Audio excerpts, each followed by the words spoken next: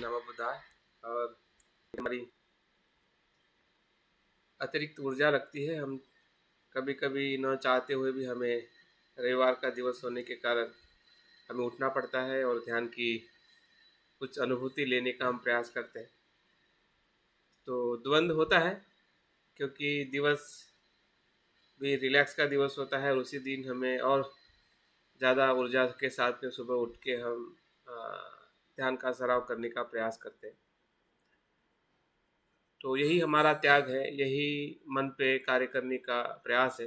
जब मन चाहता है कि आराम करे, उसी समय मन को हम जागरूक करते हैं कि नहीं, आराम करने से भी बेहतर है कि हम कुछ कार्य करें। ध्यान का कार्य, ध्यान का कर्म वो हमें मन गहराई में ले जाने के लिए निरंतर मदद करता है। तो आज चित्तानुपස්සना या चित्त का ध्यान हम करने वाले हैं।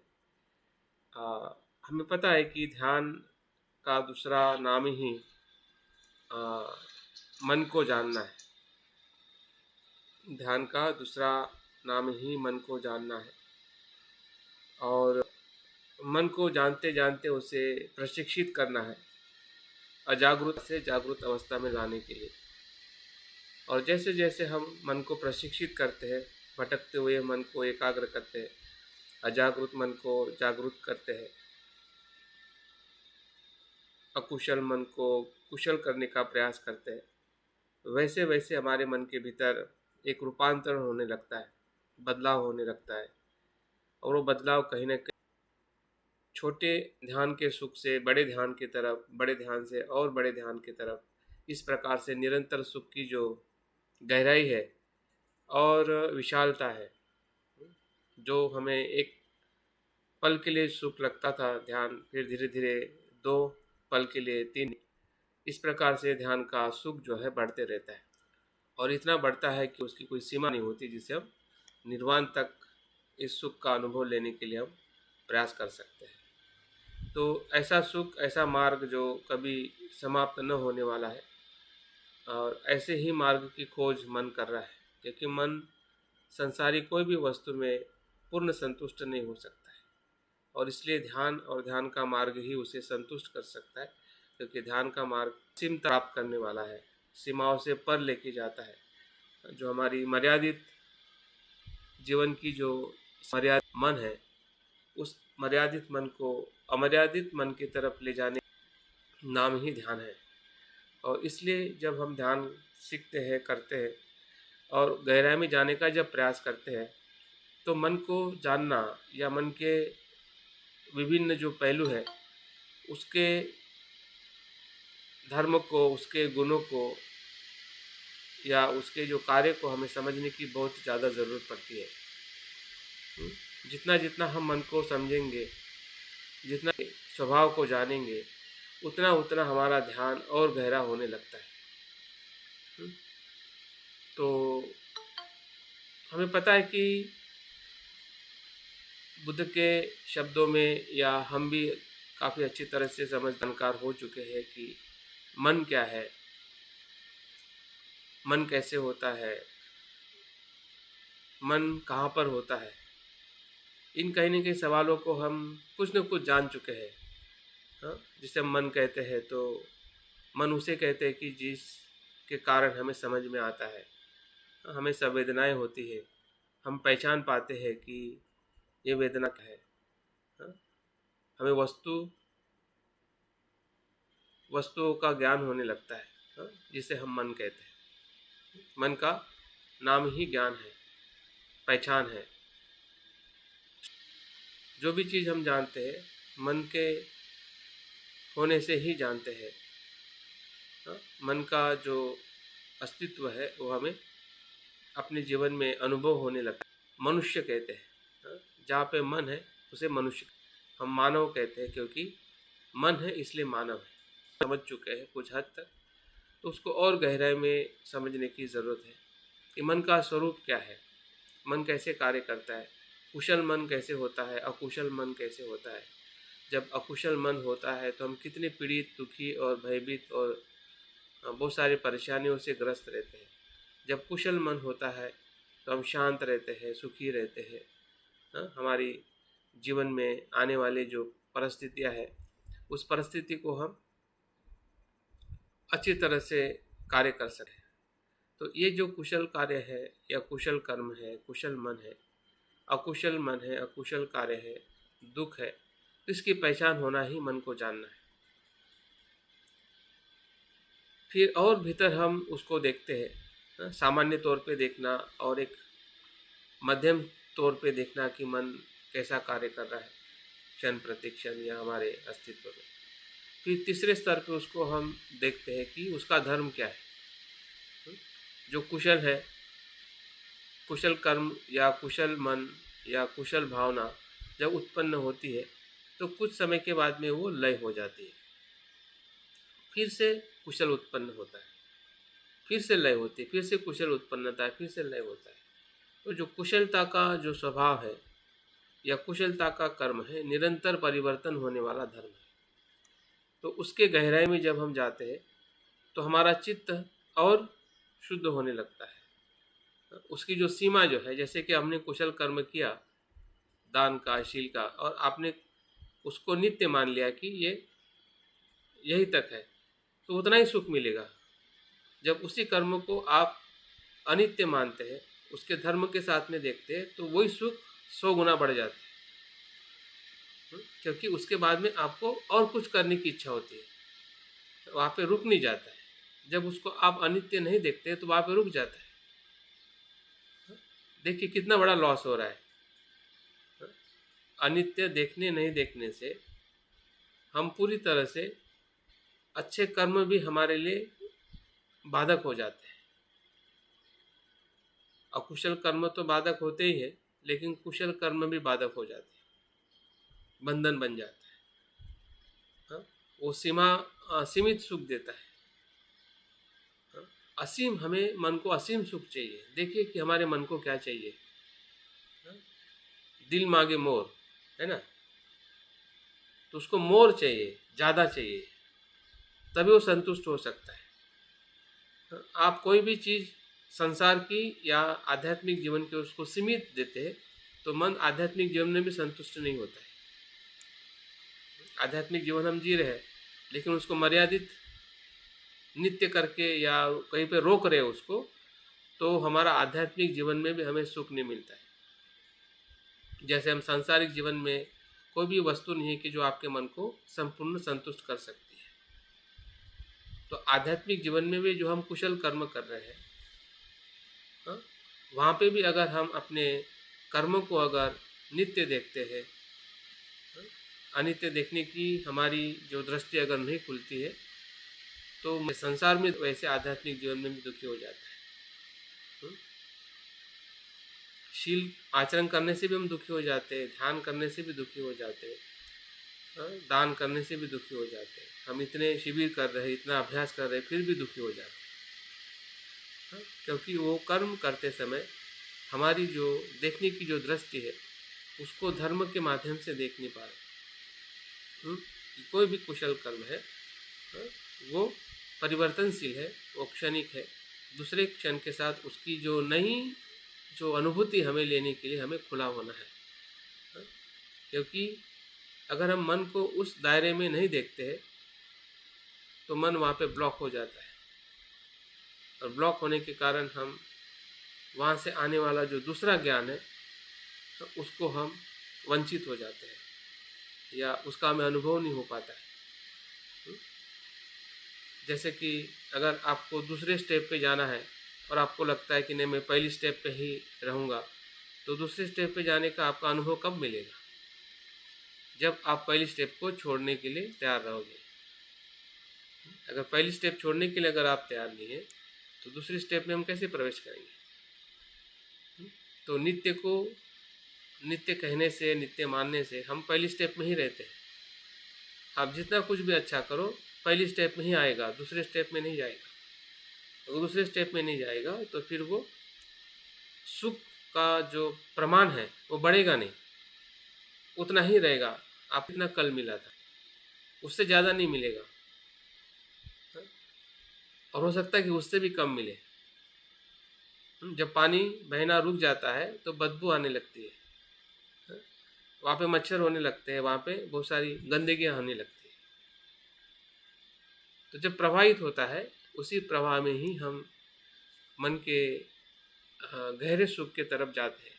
तो तीसरे स्तर पे हमें अपने मन को अ, उस बदलते हुए स्वरूप का अगर हम आनंद लेते हैं, चित्त को जानते हुए, फिर वो अकुशल चित्त हो या कुशल चित्त हो, भले हमें द्वेष आता हो, लोभ भी हो, तो उसको धर्म को भी हमें उस अनित्यता के बोध में उसको पहचानना है कि अनित्यता का बोध हमें तब समझ में आता है कि जब वो घटना के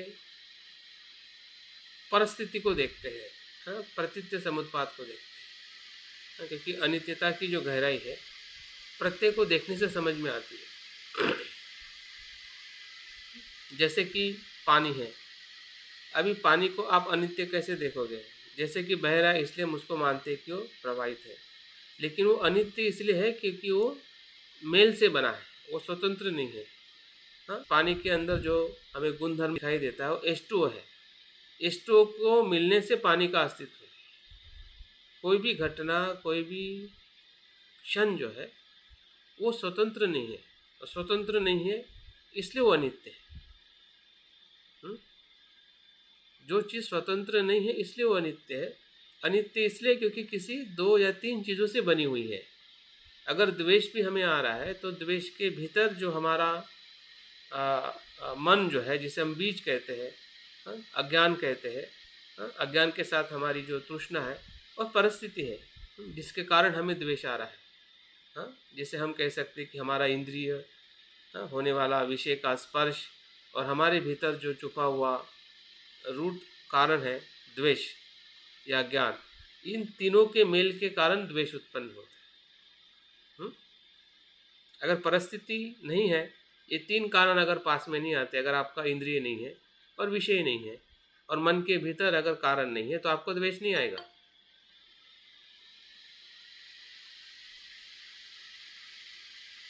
तो द्वेष आ रहा है तो जब हम 3 घटक को देखते हैं कि हाँ इसके कारण द्वेष आ रहा है, तो वो जो परिस्थिति है, उसकी जो अनित्यता हमें अनुभव होने लगती है।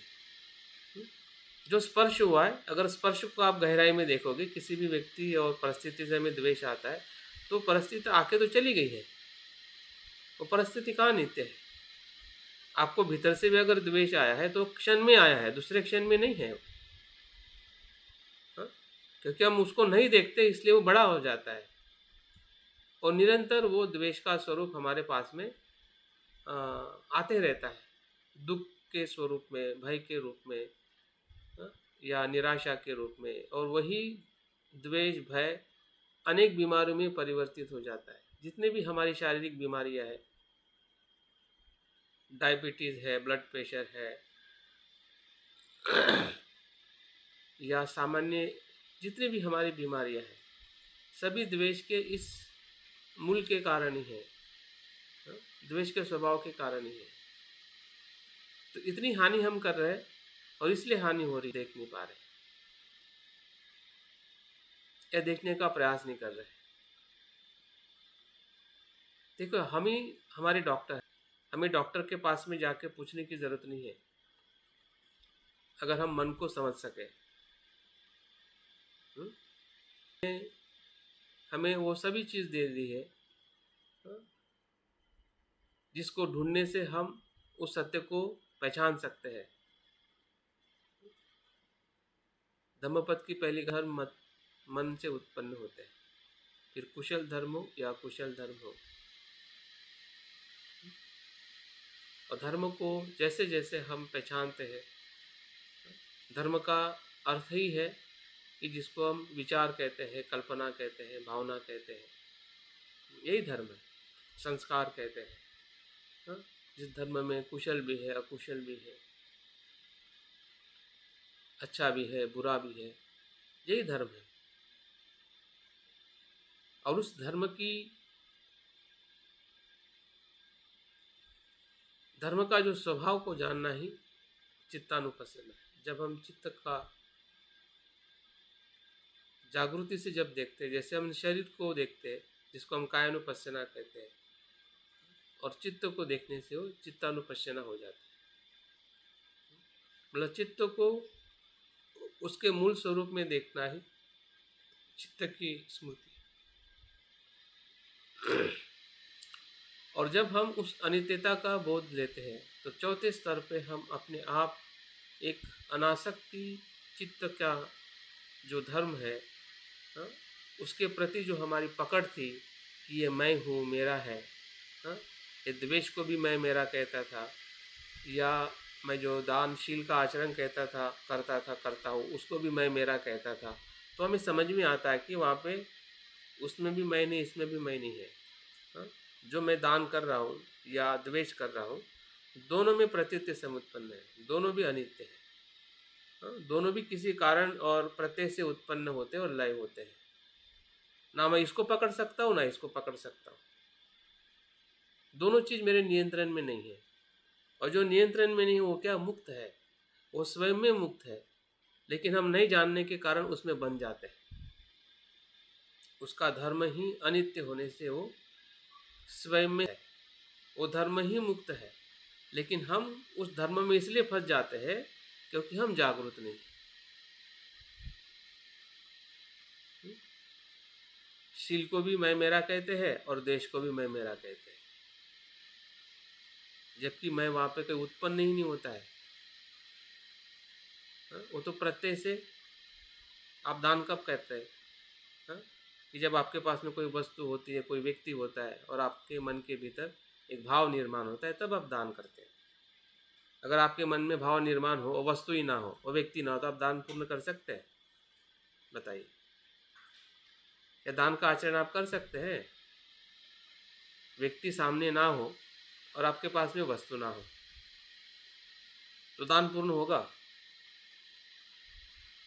नहीं होगा ना। तो दान का आचरण, हाँ, जो परस, हाँ जी सुभा जी, जो आप ये संबोधन दे रहे, ये दान के लिए भाव होना, तो वो भाव के साथ फिर मतलब जब प्रज्ञा भी एक तरह से समाहित हो जाती ना, कहाँ आवश्यकता है कहाँ नहीं आवश्यकता है, क्या पात्रता है क्या नहीं पात्रता है, और ये करने न करने से व्यक्तिगत क्या मतलब परिणाम मेरे ऊपर आने वाला है, ये सारी चीजें मतलब एक तरह से वो विजडम के रूप में वो भाव के अंदर समाविष्ट हो जाती है। हाँ, क्योंकि आपका इंटेंशन मतलब ही आपकी जागृति है ना सुभाष जी। वो इंटेंशन, जिस इंटेंशन आपका जो मूल धर्म है छोड़ने का, दान मतलब क्या है, अनासक्ति है ना, एक प्रकार से अलोप, अलोप की भावना है। और अलोप की भावना मतलब प्रज्ञा से भरी, जैसे कि लोभ द्वेष में अज्ञान होता है, इसमें आपको अग्नि पड़ती है, वो अज्ञान के कारण ही लोभ द्वेष होता है। वो अज्ञानता का ही स्वरूप। हाँ, और जब आप दान कर रहे हैं तो उसमें प्रज्ञा होती ही है, वही दान है। समझ में आ रहा है ना? हाँ, बिन प्रज्ञा से दान, वो दान नहीं होगा, वो तो फिर वो अपेक्षा का दान होगा। तो जो कुशल है उसमें प्रज्ञा का अस्तित्व होता ही है, तो ही वो कुशल होता है। नहीं तो सामाजिक या सामान्य तौर पे उसको हम मान्यता के रूप में देखते हैं कि हाँ दान कर रहे हैं, अच्छा होता है। हाँ, उस भाव से अगर कर रहे हैं तो दान का आचरण उस स्तर का नहीं है। हाँ, जिस स्तर से हमें बुद्धत्व की तरफ ले जाने वाला जो मार्ग है वो दानशील का मार्ग वो नहीं है, वो सामाजिक मार्ग है। तो कहने का मतलब यह है कि जब हम इस प्रकार से अनित्यता को दोनों धर्म में देखते हैं तो विमुक्ति अपने आप वहाँ से खुल जाती है। हमारा चित्त जो है विमुक्ति के लिए खुला हो जाता है।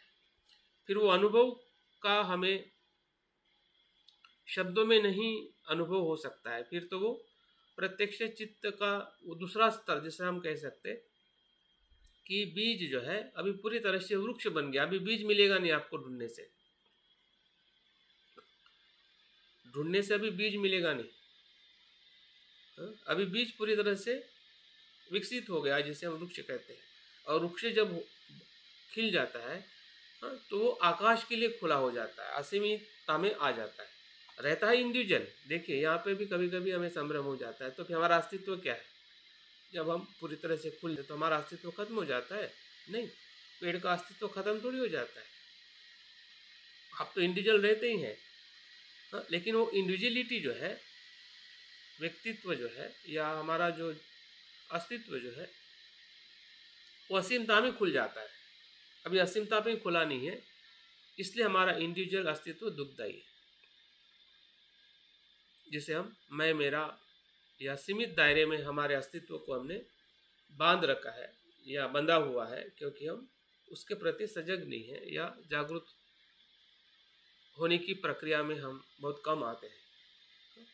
और इसलिए कम आते हैं क्योंकि हम चित्त के प्रति इतने गहराई में देख नहीं पा रहे। बाकी हर चीज़ हमें समझ में आ जाती है, जो सामान्य तौर पे हम समझते हैं और हमें समझ में आ जाती है, लेकिन चित्त के भाव को या चित्त के धर्म को या चित्त की जो विमुक्त अवस्था को देखने का जो हमारा प्रयास है, वो इस ध्यान के माध्यम से हम करने वाले हैं। तो मैंने बताने का प्रयास किया है कि 4 प्रकार से हम ध्यान करने वाले हैं, या 4 स्तर में। एक सामान्य, पहले चरण में हम एक सामान्य हमारा चित्त का अवलोकन करेंगे कि मन क्या है, हमें मन का स्वरूप कैसे दिखाई दे रहा है अपने खुद के अनुभव से, जितना हम जान पाते हैं उसको हम पहचानेंगे पहले स्तर में। दूसरे स्तर में हम उसका कुशल और अकुशल भाव है कि जब मेरे मन में द्वेष आ रहा है तो द्वेष को मैं कैसे देख रहा हूँ, द्वेष का परिणाम मेरे मन में क्या हो रहा है, लोभ का परिणाम क्या हो रहा है। उस समय जो मन हमारे उस वर्तमान में हम फील कर रहे हैं, अगर कुशल मन फील कर रहे हैं, एक क्षण के लिए कुशल आ रहा है, दूसरे क्षण के लिए अकुशल आ रहा है, तीसरे क्षण के लिए फिर से कुशल आ रहा है, फिर से अकुशल आ रहा है, फिर अकुशल में से अकुशल आ रहा है, कुशल में से कुशल आ रहा है। देखिए, ये चित्त की जो धाराएं जो है वो क्षण प्रतिक्षण बदलती है। एक क्षण में कुशल होगा, दूसरे क्षण में अकुशल होगा, तीसरे क्षण में कुशल और कुशल होगा, मतलब 2 क्षण कुशल होगा, फिर 3 क्षण, फिर चौथे क्षण में अकुशल में चला जाएगा, और फिर से अकुशल और 2-3 क्षण अकुशल रहेगा, हाँ, फिर से चौथे क्षण में वो कुशल रहेगा, फिर उसका 5वां 6ठा क्षण जो है वो कुशल कुशल कुशल रहेगा।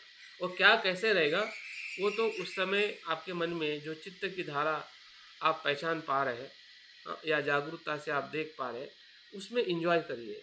उससे ये मत अपने आप को क्या कहते हैं, कंपेयर मत करिए कि ये मेरे लिए अच्छा है, ये मेरे लिए बुरा है, ऐसा नहीं होना चाहिए, ये क्यों आ रहा है। वो अभी वो हमारा जो सोचने का दायरा है उससे बाहर आ जाइए। वो वैसा सोचना मतलब आप गलत तरीके से उसको सवाल कर रहे हैं। ये सोचिए कि यही मेरा अस्तित्व है, इसी को मुझे जानना है, और जानने का जो आनंद है वही ध्यान है। आप जानोगे नहीं तो ध्यान में आप कुशल अकुशल नहीं देखोगे तो फिर क्या क्या आध्यात्मिक जीवन मतलब क्या? सिर्फ रोज कह देना कि मैं शील आध्यात्मिक जीवन है, वो तो बच्चों का जीवन है। आध्यात्मिक शुरुआत है, वो जीवन नहीं है। वो एडल्ट ईयर इस हमारे चित्त को नहीं देख पाएंगे तो सब कुछ हम इतने सक्षम नहीं है, सक्षम नहीं हो रहे। अगर मन के उस धारा को हम समझना नहीं चाहते, देखना नहीं चाहते या पहचान नहीं पा रहे, तो हम अभी तक परिपक्व नहीं होना चाहते। एक तरफ हम होना चाहते, दूसरी तरफ होने का प्रयास नहीं कर रहे, और दूसरी कोई जगह नहीं इसमें परिपक्व होने की। यही जगह है मन के भीतर जाके, मन के जो कुशल और अकुशल जो कुछ भी क्षण है, पल है या धाराएं है, उसको आपको फेस टू फेस होना ही पड़ेगा। हमारी बुराई या हमारी अच्छाई से हम ना भाग सकते हैं, ना हम उसके सिवाय जी सकते हैं। जैसे कि जो भी कमल का फूल खिलता है बुराई में ही खिलता है, दलदल में खिलता है। तो इसलिए हमें अपने आप को ब्लेम नहीं देना है कि मैं कितना बुरा हूँ या कितने बुरे विचार या भावनाएं आ रही, आने दीजिए। वो तो उसका,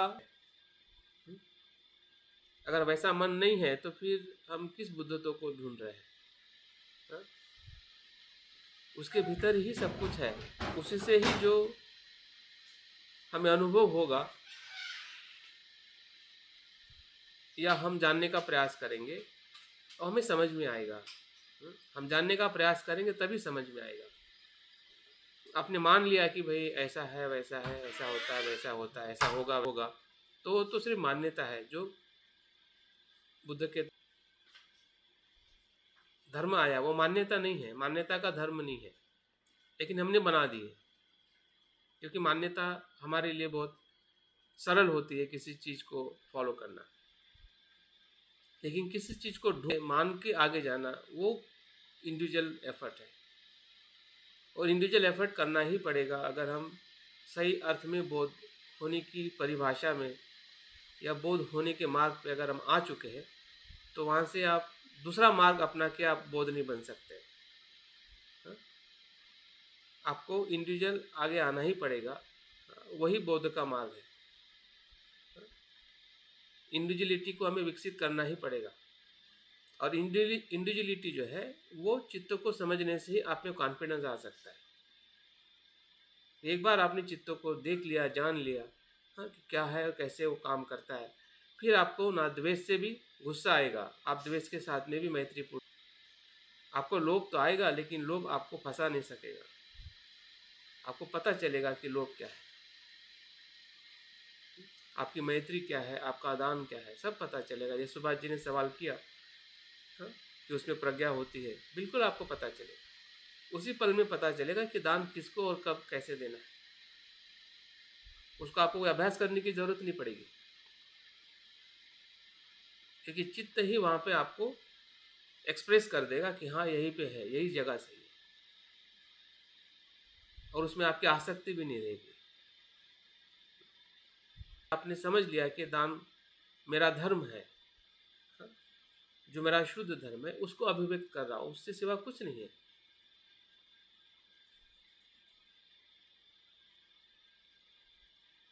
तो इस तरह से जब हम उसको दूसरे स्तर में कुशल अकुशल को देखते हैं, तो तीसरे स्तर में उसकी जो और गहराई देखने में हमें और आनंद मिलता है कि भाई द्वेष है तो कहाँ कहाँ से आ रहा है, कुछ तो उसकी होनी चाहिए ना कहीं उसका उगम होना चाहिए, होता होगा।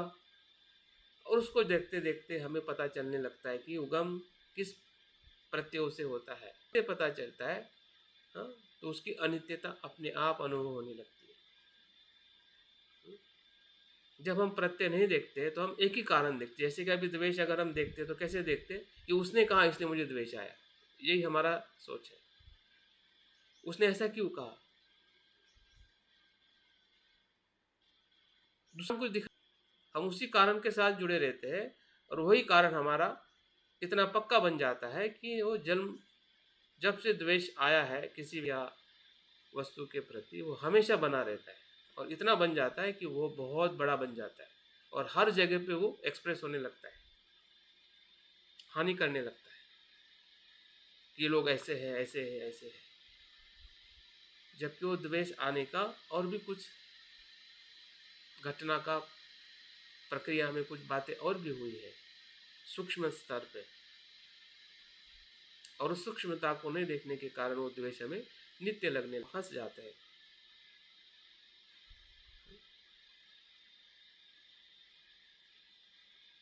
तो हमारी जो हानि हो रही है उसके कुशल और कुशल के धर्म के स्वरूप को नहीं देखने के कारण, और ये बहुत बड़ी हानि है, स्पेशली हम आध्यात्मिक लोगों के लिए तो बहुत बड़ी हानि है। क्योंकि इसी हानि से हम आगे न जाते हुए हम पीछे की तरफ जा रहे हैं, प्रयास कर रहे हैं आगे जाने का, लेकिन हम वहीं पे रुके हुए हैं। जैसे कि आप नदी के भीतर जाना चाहते हैं और किनारे पे आपने एक लकड़ी को अपने पैर की रस्सी से बांध के रखा है। अभी रस्सी से आपने पैर को बांध के रखा है किनारे की लकड़ी में, खूंटे में, तो आप कितना भी चाहो कि मुझे भीतर प्रवेश करना है तो आप कर पाओगे? ऐसी स्थिति है हमारी। हम तो भीतर जाना चाहते हैं, ऐसा नहीं कि हमारी सोच नहीं है, हमारी श्रद्धा नहीं है, कि हमें पता नहीं है कि भीतर जाने से कितना हमें आनंद या सुख मिल सकता है। लेकिन हमने क्या करके, हमने हमारे पैर जो है किनारे के खूंटी को बांध के रखे हैं। तो जितना भी आप प्रयास करोगे तो थोड़ा जाने का एहसास तो होगा, लेकिन वहीं पे हम उसी स्थिति में रहेंगे, क्योंकि हमने उसको नित्य मान लिया। जहाँ पे नित्य है वहाँ पे मुक्ति नहीं है। उस जागृति से जब अपने धर्म को, चित्त के धर्म को देखने लगते हैं तो वही विमुक्ति का द्वार है। चित्त, मन जो है वहाँ से शुद्ध धारा में बहने लगता है। फिर उस अनित्यता में द्वेष नहीं होता है। उसमें मैत्री भी ऐसी होती है कि वो मैत्री बहते रहती है, सीमित नहीं होती है। आज हमारी मैत्री सीमित है, ये मेरा मित्र है वो मेरा मित्र नहीं है, ये मेरे लोग है वो मेरे लोग नहीं है, ऐसी मैत्री हमारी। ऐसा नहीं कि हमें कुशलता नहीं है, कि हम कुशल कर्म हम नहीं करते, लेकिन कैसे हमारे कुशल कर्म कैसे होते हैं, मर्यादित होते हैं। क्योंकि जीवन की अनित्यता जो है, या चित्त की जो अनित्यता जो हम समझ नहीं पा रहे हैं कि वो किस धर्म के सुख में हम एक दूसरे से मैत्री कर सकते हैं, जो असीमता की तरफ या विमुक्ति की तरफ ले जा सकते। तो चौथे चरण में हमें विमुक्ति का अनुभव लेना। तो ठीक है, अभी हम चारों चरण को हमने बहुत ही सामान्य तौर पे, पहले चरण में हमें अपने मन को देखना है, दूसरे चरण में हमें जो कुशल और अकुशल जो चित्त की धारा उस समय जो भी हमें अनुभव हो रही है उसके साथ में हमें अनुभव करना है कि हाँ ये द्वेष है, द्वेष को मैं देख रहा हूँ, इस प्रकार से द्वेष आ है। अगर कुछ क्षण के लिए अगर मैत्री का भी अनुभव हो रहा है तो मैत्री का भी अनुभव लीजिए। उस चित्त की धारा में आप अपने आप को देखिए कि हाँ ये मेरा कुशल या अकुशल चित्त है। और उसके बाद तीसरे चरण में हम उसकी जो अनित्यता है उसका हम अनुभव करेंगे, और चौथे में एक प्रकार से विमुक्ति की तरफ एक हमारा जो क्षण है या हमारा मन है उसको भी हम अनुभव करने का प्रयास करें। अभी अपने बैठक को ठीक कर लीजिए। मुझे लगता है कि जो बातें बताई गई है उससे आप क्या है, ध्यान में क्या करना है, इससे हम थोड़े परिचित हुए हैं। अभी हम प्रत्यक्ष रूप में इसी चित्त स्मृति का, एक चित्तानुपश्यना का हम सराव करके देखेंगे कि सही में हम अपने मन को कैसे देख रहे हैं, कितना देख रहे हैं, और हम कितना और गहराई में देखने की हमें ज़रूरत है। ठीक है, चलिए अपने शरीर को, बैठक को तनाव मुक्त कर लीजिए।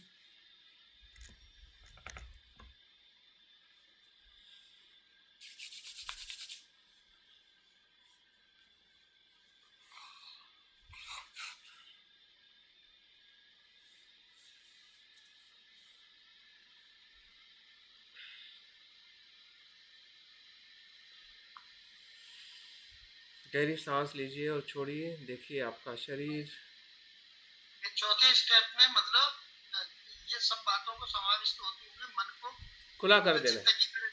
हाँ, खुला कर देना है। फिर वहाँ पे कुछ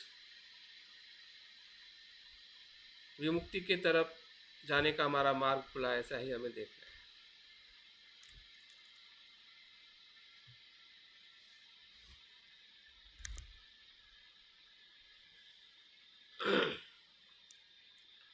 देखिए हम शरीर से शांत बैठे हैं, तनाव मुक्त है,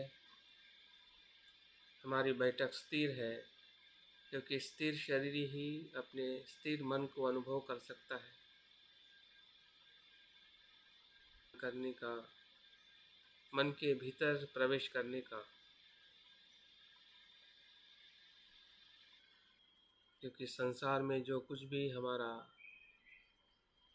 अस्तित्व है वो मन से ही निर्माण हुआ है, मन ही निर्माण करता है।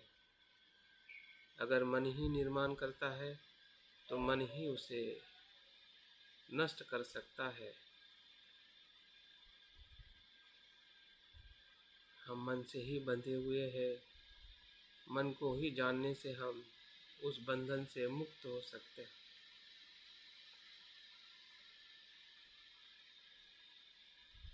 ऐसे मन की साधना, मन की स्मृति, मन की सजगता का हम सराव करने जा रहे हैं, जिसे हम चित्तानुपश्यना कहते हैं। चित्त की स्मृति, मन की स्मृति, मन की अपनी, मन के स्वभाव धर्म की स्मृति।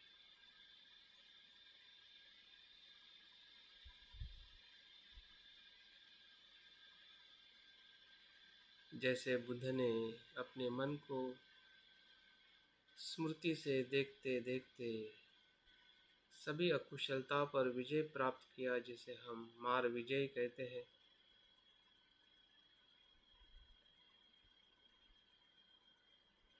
और अपने परम चित्त का विमुक्त चित्त अनुभव लिया, जिसे हम बुद्धत्व कहते हैं।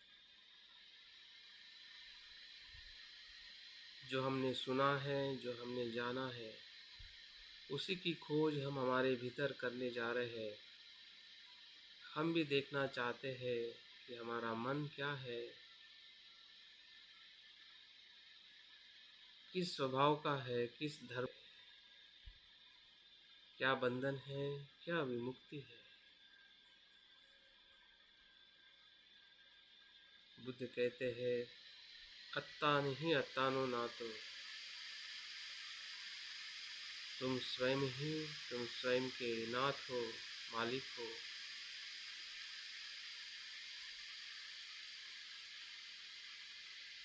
अत्तान हो अत्तान गति, तुम स्वयं ही अपने मन को परिवर्तित कर सकते हो।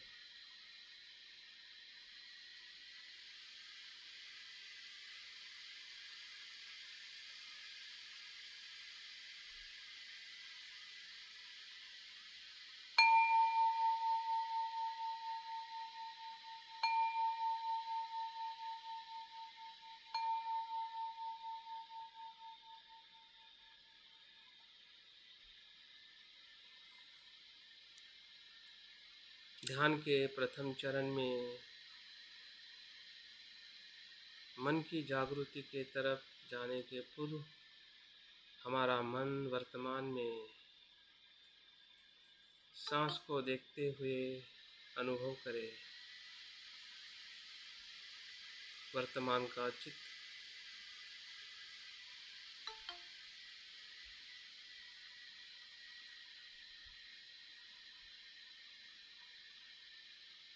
यही स्मृति का सराव है। जब वर्तमान में हम मन को एकरूप करते हैं, सांस की अनुभूति, सांस की सजगता ही हमें क्षण प्रतिक्षण वर्तमान में अनुभव कराती है। यही मध्यम मार्ग है। सांस को देखते देखते हम शांत हो रहे हैं। जो बाहर भटकने वाला मन, बिखरा हुआ मन, सांस की स्मृति से शांत हो रहा है।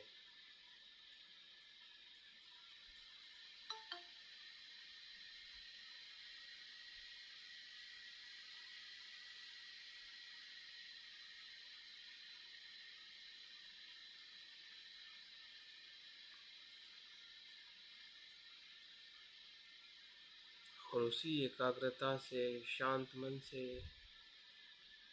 हम अपने मन के स्वरूप को जानने का प्रयास कर रहे हैं कि मेरा मन क्या है।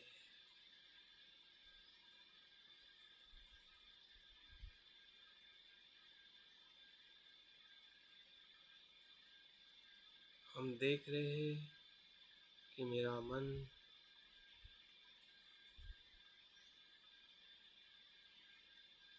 विचारों से भरा है। कल्पनाओं से भरा है।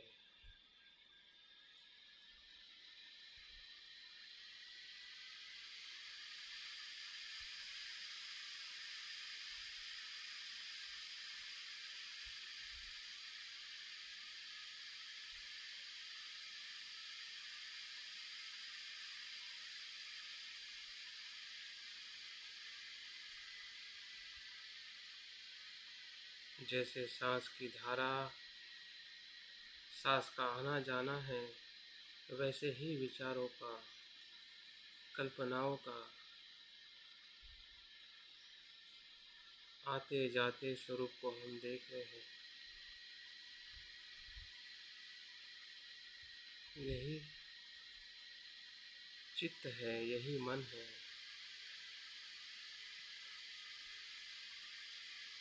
जो ऊपरी तौर पे हम देख पा रहे हैं, जिसमें इच्छाएं है, अच्छाई है, बुराई है, सब कुछ है, यही मन है।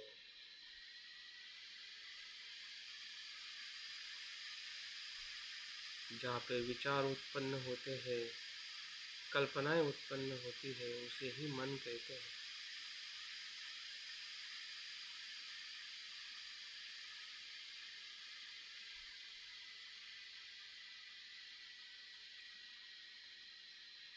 जो भी हमने इंद्रियों से जाना है,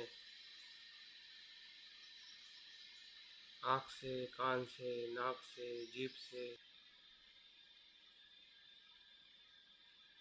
वो सभी मन का स्वरूप है।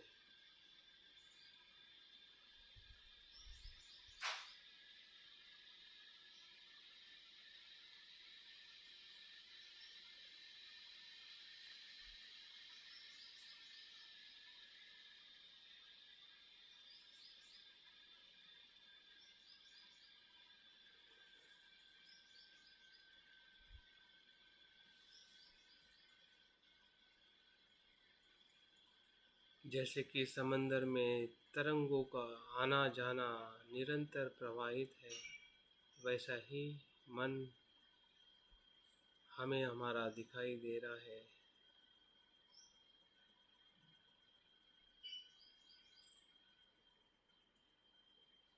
संस्कारों से, विचारों से, कल्पनाओं से भरा हुआ। कुछ स्मृतियाँ है, भूतकाल की, भविष्यकाल की, कुछ घटनाएं हैं, सब कुछ मन ही मन है।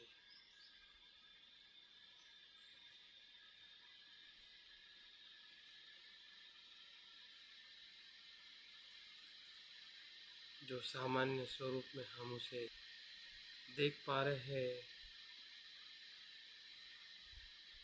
कभी सुख का अनुभव हो रहा है, कभी दुख का अनुभव हो रहा है।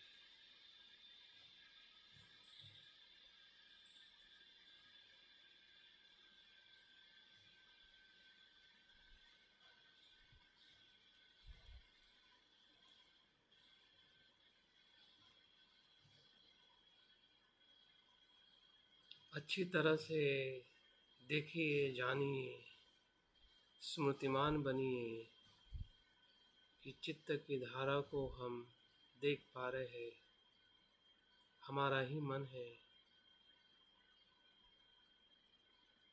उसे हम देख पा रहे हैं।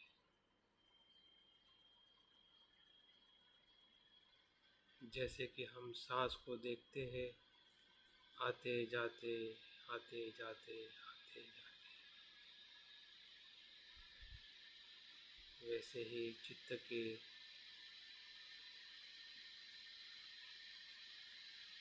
स्वरूप को देख रहे हैं, उसके तरंगों को देख रहे हैं, जो विचारों से, कल्पनाओं से हमें महसूस हो रहे हैं।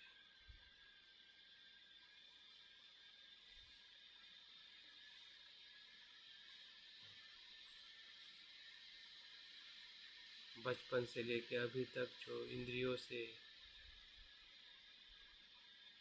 जो चित्त पर छाप पड़ी है, वो सभी कल्पनाएं, वेदनाएं, भावनाएं हमें दिखाई दे। वही सामान्य चित्त है, सामान्य मन है।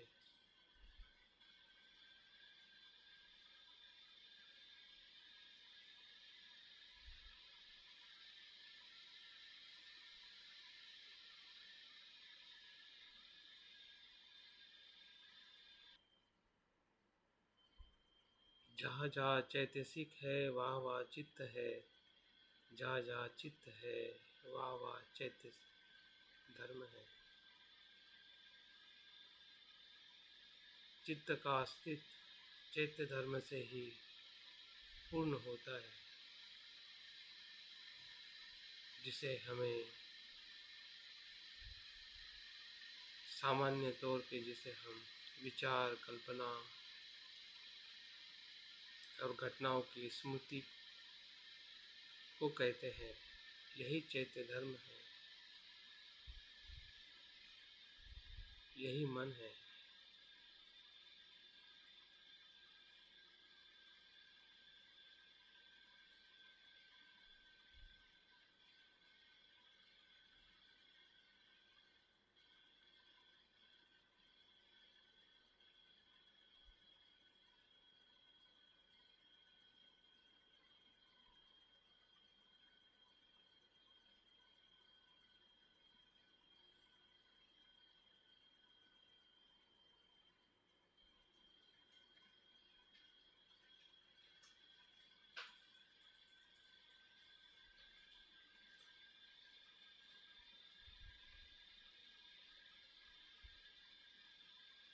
कुछ को हम जान रहे हैं, कुछ हमें समझ में नहीं आ रहा है। इसकी हमें स्मृति हो रही है। कुछ बातें हमें दिखाई दे रही है स्मृति के प्रकाश में, और कुछ बातें हमें समझ में नहीं आ रही है।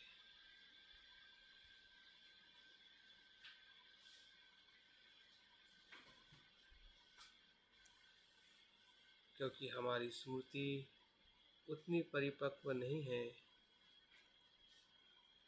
जितना भी समझ में आ रहा है उतने ही प्रमाण में समझिए कि यही चित्त है, यही मन है, जो अनेकों विचारों से, कल्पनाओं से भरा है।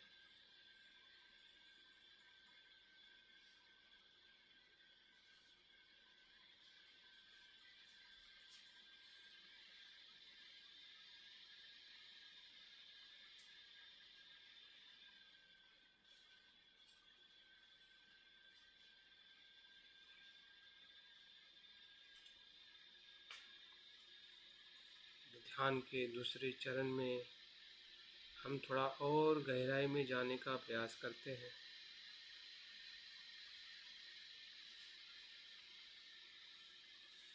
जो हमें ऊपरी तौर पे विचार और कल्पनाओं को हमने देखा था, कुछ सुखद है, कुछ दुखद है,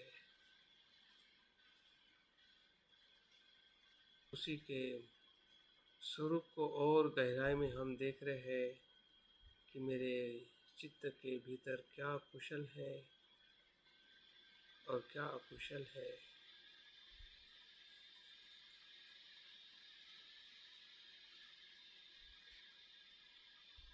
जैसे कि हम समंदर के गहराई में गोता लगा रहे हैं और ढूंढने की कोशिश कर रहे हैं कि जो ऊपर लहरें, तरंगे आ रही है, उसके भीतर पानी का स्तर कैसा है।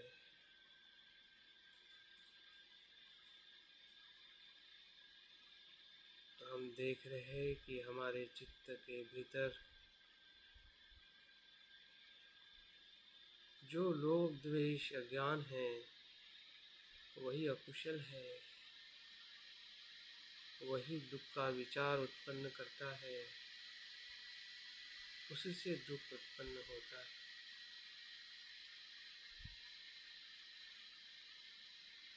अच्छी तरह से देखें, लोभ, द्वेष,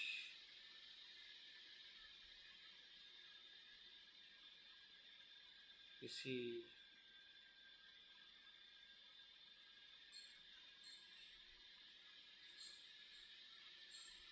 इच्छा होना, तृष्णा होना ही लोभ है।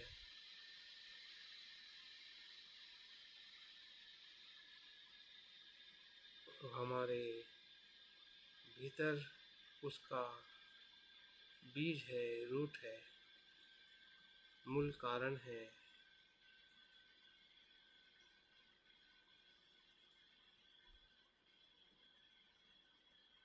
उसी मूल से द्वेष आता है, जो आग की तरह है,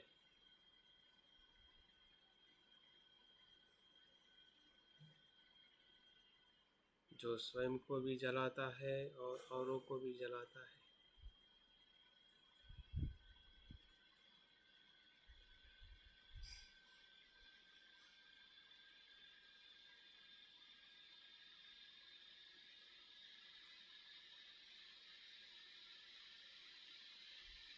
तो वही हमारे जीवन का दुख है।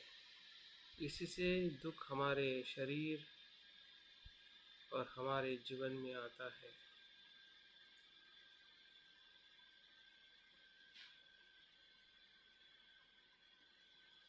हमारे भीतर जो लोभ है, विषयों की आसक्ति, तृष्णा, उसी में ही पकड़ के रखना, उसको उसी सुख का उपभोग करने की प्रवृत्ति ही लोभ है।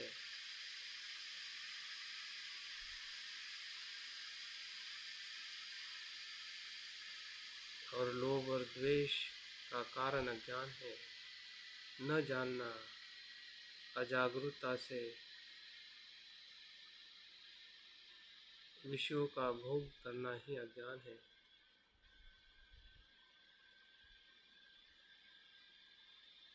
ये तीनों मूल हमारे अकुशल चित्त है, जो क्षण प्रति क्षण हमें अनुभव हो रहे हैं। इसी की धारा हमारे चित्त में दिखाई दे रही है, और उसी धारा के साथ कुशल चित्त की धारा भी दिखाई दे रही है। लोभ है, लोभ से मुक्त दान की भावना, द्वेष से मुक्त मैत्री की भावना, अज्ञान से मुक्त प्रज्ञा की भावना।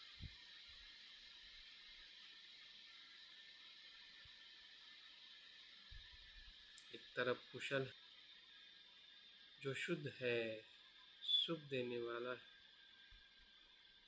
शांति देने वाला है, ऐसे चित्त का भी हम अनुभव ले रहे हैं।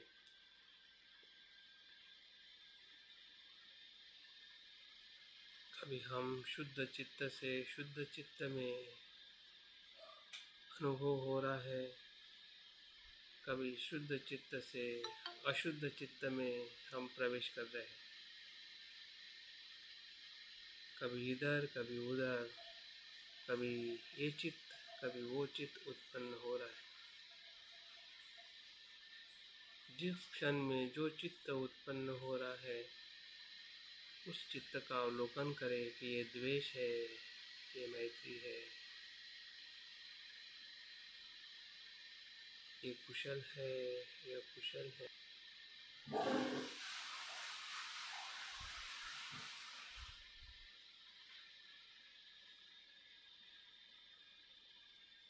ये कि मैं बुरा हूँ या अच्छा हूँ,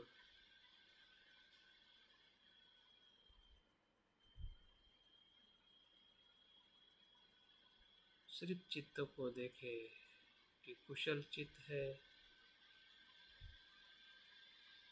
जिसमें सुख और शांति का अनुभव होता है, और यह कुशल चित्त है जहाँ पे अशांति और दुख अनुभव होता है।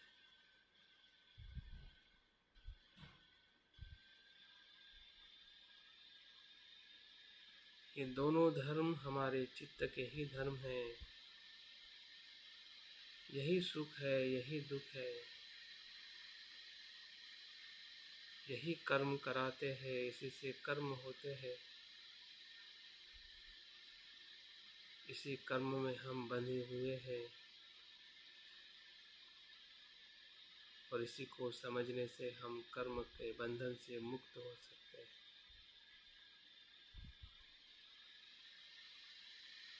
देख के क्षण प्रति क्षण जैसे सांस आती है और जाती है,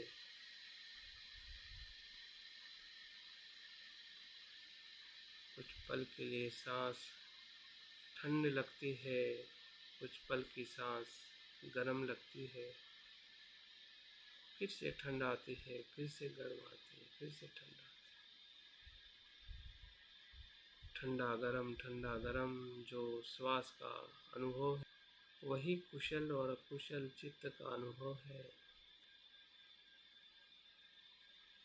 डरिए मत, भागिए मत, अपने आप को दोषी मत ठहराइए अगर अकुशल चित्त अनुभव हो रहा है, क्योंकि इसी दलदल में हमारा जन्म हुआ है, उसी में फूल खिलने वाला। सहनशील बन जाइए, उसे स्वीकार करें, जागृति से देखें।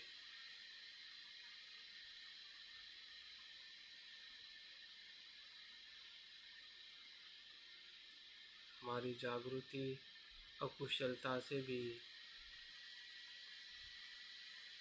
मैत्री करती है। यही मैत्री है स्वयं से। जब हम कुशल और अकुशल चित्त को, उसके मूल को देखते हैं,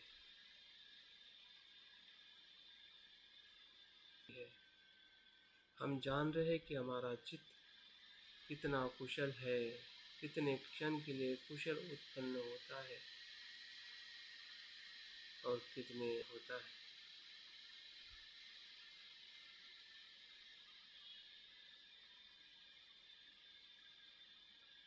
कितना अद्भुत है हमारा चित्त। जैसे जैसे हम उसे जागृति से देख रहे हैं, वैसे वैसे हमें वो दिखाई दे रहा है।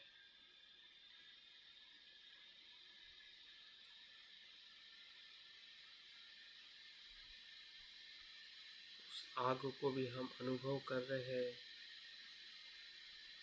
और उस ठंडक को भी हम अनुभव कर रहे हैं।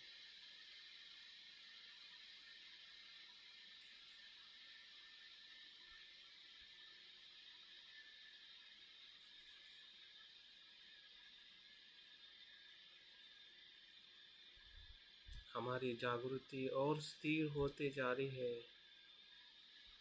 मजबूत होते जा रही है। वीर्य है, शांति है,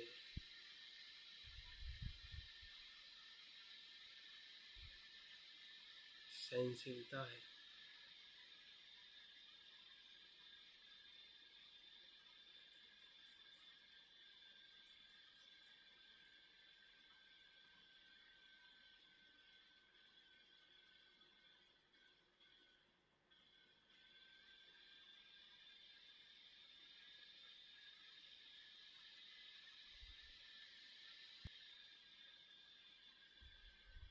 सभी कुशल और अकुशल धर्म ही चित्त में उत्पन्न है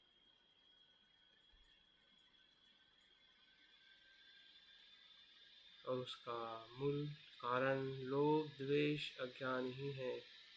कुशल है और जो कुशल है उसका मूल कारण अलोभ, अद्वेष, अमोह है।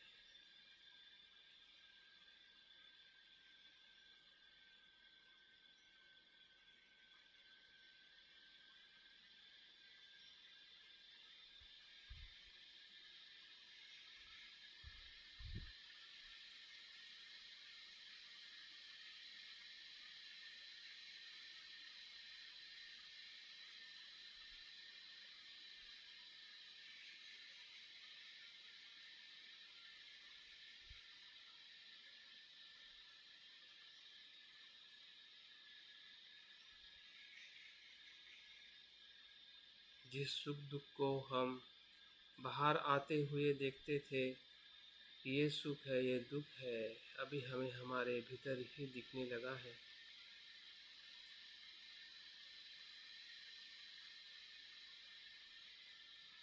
यही द्वेष आसक्ति जब बाहर आती है तो बाहर भी हम दुखी हो जाते हैं। लोभ स्वाद तृष्णा में आकर भोजन के माध्यम से हमारे शरीर में अनेकों प्रकार की बीमारियों को निर्माण करता है।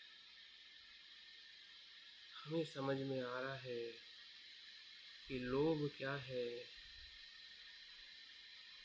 जब हम आँख से रूप देखते हैं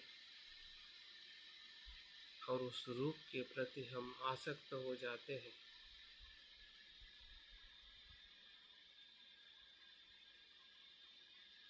सुंदर रूप की आसक्ति ही हमें और हम आसक्त हो जाते हैं, जबकि भीतर लोभ होने से ही चक्षु के संपर्क में रूप आने से हम आसक्त होते हैं और बाहर भी दुखी होते हैं।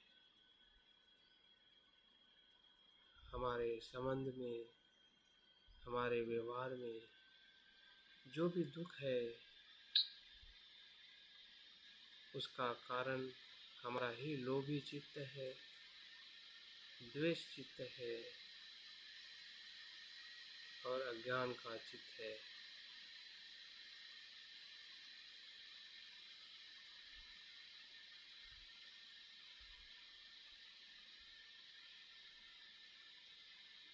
अगर हम बाहर भी सुखी है व्यवहार में, कर्म में, तो हमारे भीतर का ही अलोभ है, अद्वेष, अमोह है।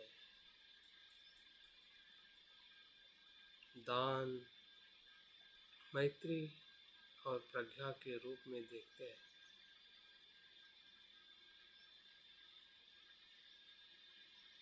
हमारे सभी कर्म मनोमय हैं,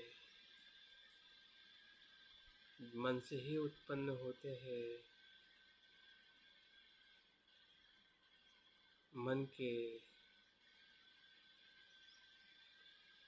आधार पर ही वो पूर्ण होते हैं, फिर वह कुशल हो या कुशल।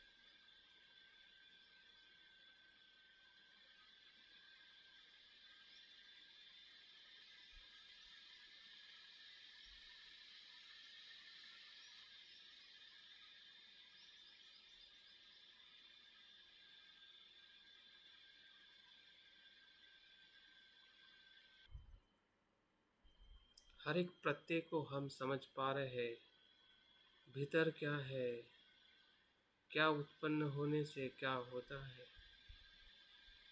हमारा कर्म भीतर है तो इंद्रियों से भी वो अकुशल कर्म बन जाता है, द्वेष का कर्म बनता है, लोभ का कर्म बनता है, क्योंकि भीतर लोभ है।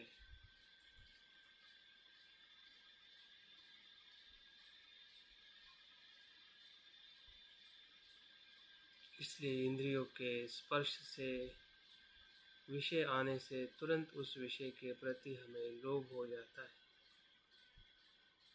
और उसमें हम फंस जाते हैं। हर एक चीज हमें स्पष्ट है, क्योंकि हम जागृति से देख रहे हैं कि अकुशल मन अकुशल कर्म को कैसे उत्पन्न करता है। बुद्ध कहते हैं कि मन में अकुशल विचार आने से वही वाणी से अभिव्यक्त होता है, तो वाणी का कर्म होता है। काया से व्यक्त होता है तो काया का कर्म होता है, और मन में बार बार वही भाव उत्पन्न होने से मन का कर्म हो जाता है। दिल के पीछे बैल के पीछे बैलगाड़ी के चक्के उसका पीछा नहीं छोड़ते हैं, वैसे ही हमारा दुख इस अकुशल चित्त में उत्पन्न कर्म से दुख भी निरंतर हमारे साथ होता है।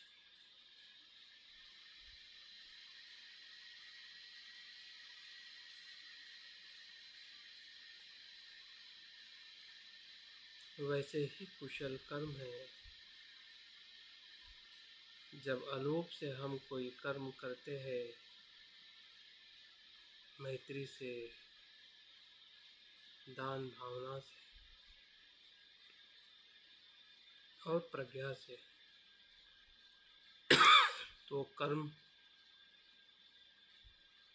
वाचा से व्यक्त होने से वो कुशल कर्म होते हैं। वही कर्म काया से व्यक्त होने से कुशल कर्म होते हैं।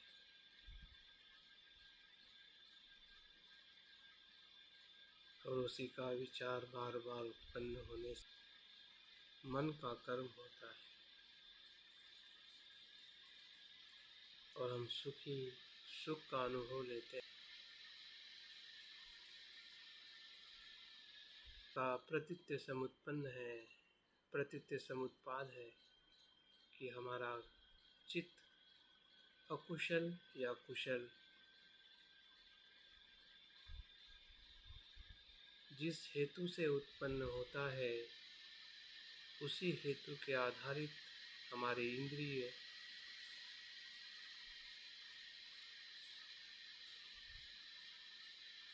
या हमारी काया, वाणी और मन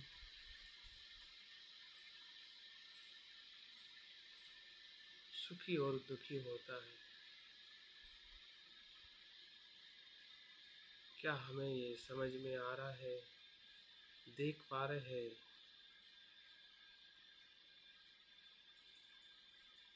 जैसे बुद्ध ने कहा है और कहा है, हम भी स्वयं अपने मन को देख पा रहे हैं कि हमारा कुशल चित्त और अकुशल चित्त किस प्रकार से कार्य करता है।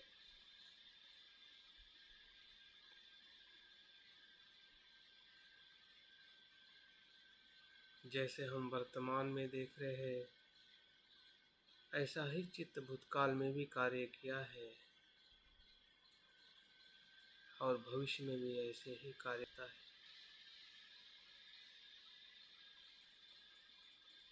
कुशल चित्त सुख है, अकुशल चित्त दुख है।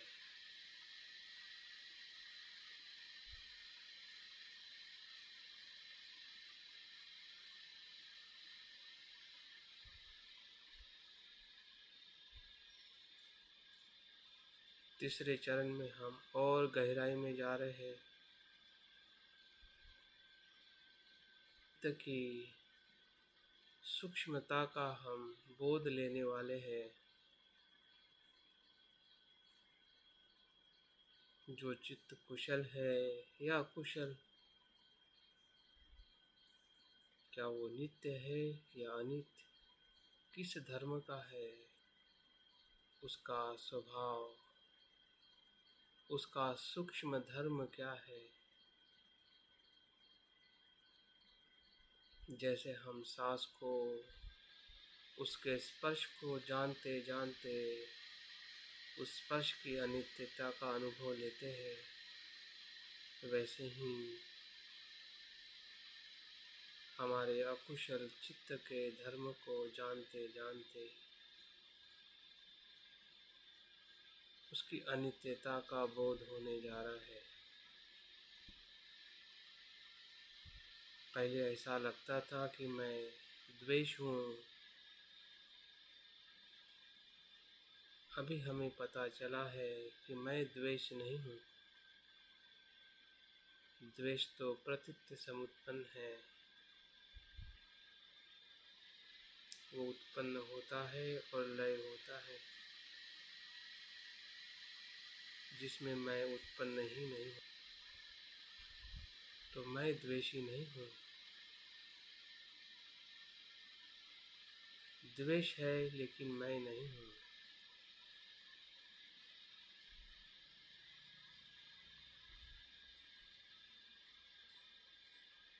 द्वेष का उत्पन्न होना प्रत्यय पर निर्भर है। उसी के कारण द्वेष उत्पन्न होता है और लय होता है। यही उसका स्वभाव है। वैसे ही लोभ का भी धर्म है,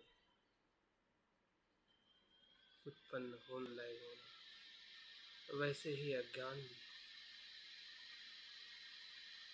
तीनों मूल हेतु अपने धर्म में आत्म है।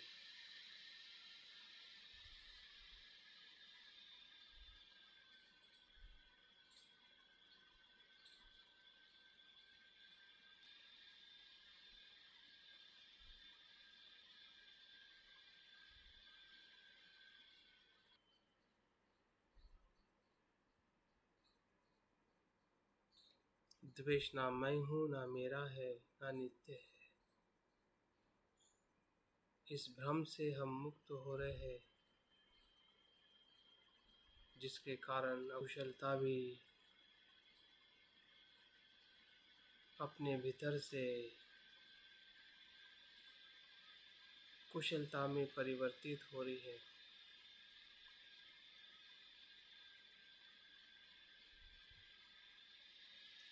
वैसे ही हम कुशल धर्म को भी देख रहे हैं, वो भी प्रतीत समुत्पन्न है।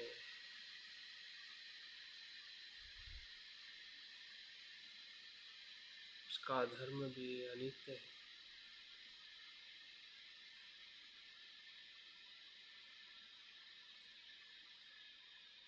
भले द्वेष का धर्म अग्नि है, वो भी अनित्य है, और मैत्री का धर्म शीतलता है, तो वो भी अनित्य है।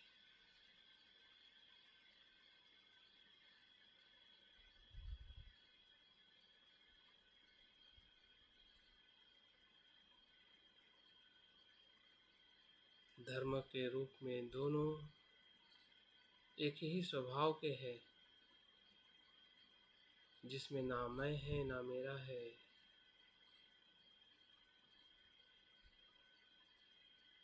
उस धारणा से हम मुक्त हो रहे हैं, और जैसा है वह हमारे दोनों चित्तों को देखते देखते हमें अनित्यता का बोध होने जा रहा है। जैसे कि हम सांस के दोनों स्पर्श को देखते हैं, भीतर आने वाला, बाहर जाने वाला, तो दोनों स्पर्श अलग अलग होते, धर्म के रूप में एक है, अनित्य अनित्य।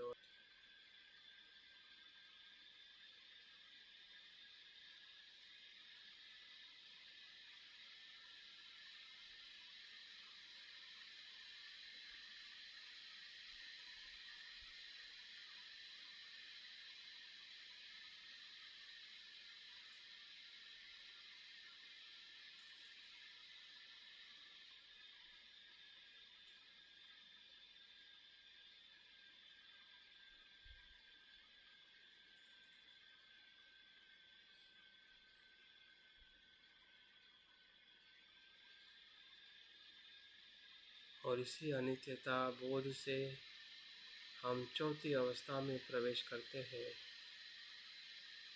जहाँ पे खुलापन है, जहाँ पे विमुक्ति का मार्ग, विमुक्ति का स्रोत खुल जाता है।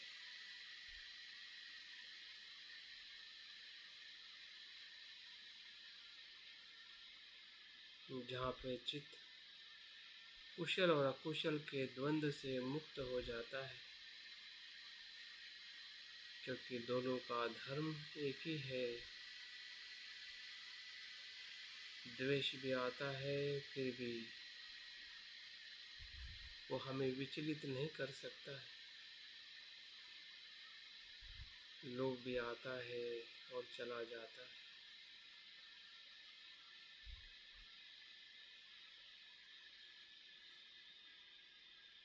मैत्री भी आती है और चली जाती है।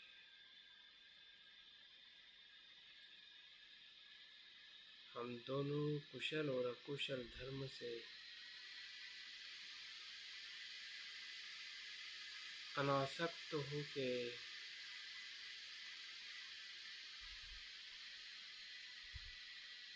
दोनों से मुक्त हो रहे हैं।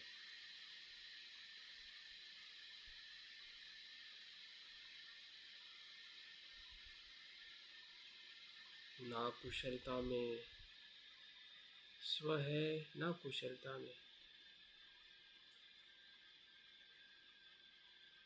हमारा शुद्ध स्व, विमुक्त स्व है।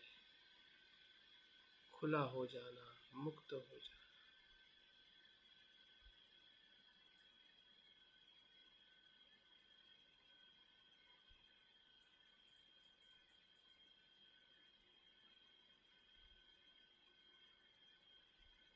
जिसमें ना कुछ द्वंद्व है,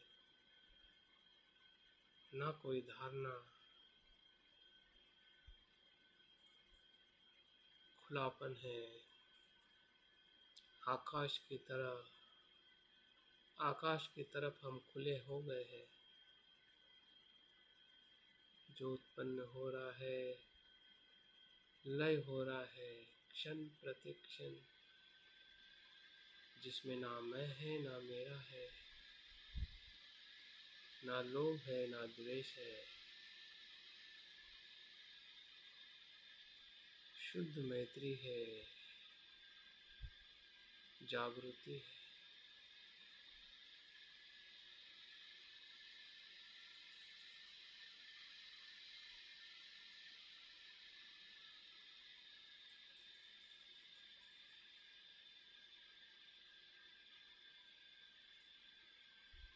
चित्त की मर्यादा और बंधन से हम मुक्त हो गए हैं। जो कुशल अकुशल में चित्त बंदिश था, क्योंकि उसे हम मैं मेरा नित्य कहते थे। जो अज्ञान था, जो अजागृति थी, अभी हम जागरूक हो गए हैं।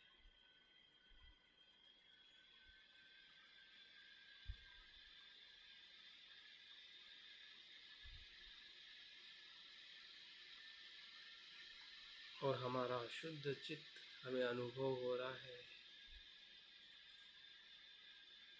जो निरंतर शांत है, असीम है, शुद्ध है।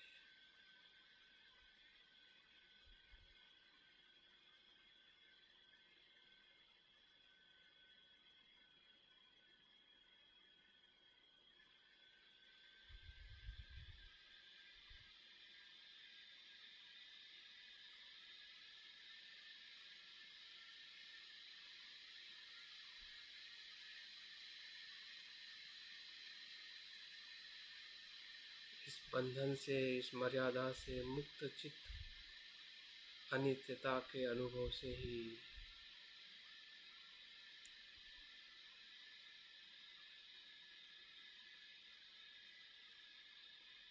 मुक्त हो जाता है।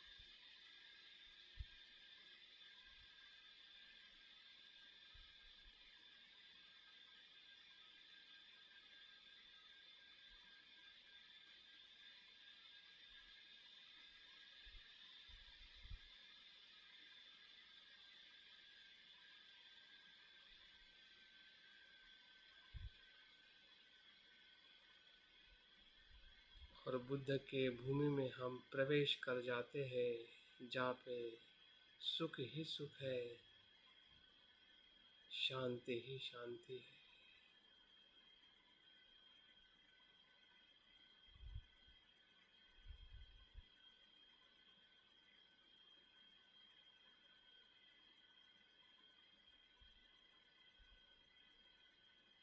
यही बुद्ध की शरण है, जहाँ पे विमुक्त है, जागरूक चित्त है। यही सत्य शरण है।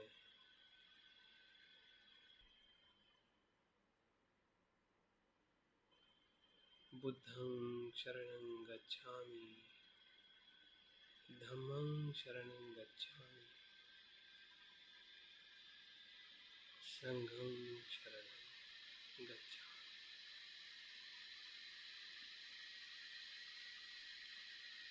जिस शरण में सभी का कल्याण है, सभी का मंगल है, सबे सता सुखी, सबे सता सुखी, सबे सता सुखी। और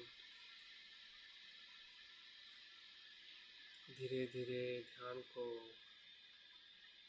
पूर्ण करते हुए मन ही मन संकल्प करें कि जो अनुभव हमें हुआ है, उस अनुभव का जागृति से हम अपने जीवन में अनुसरण करें। आंखें खोलते हुए ध्यान को पूर्ण करें।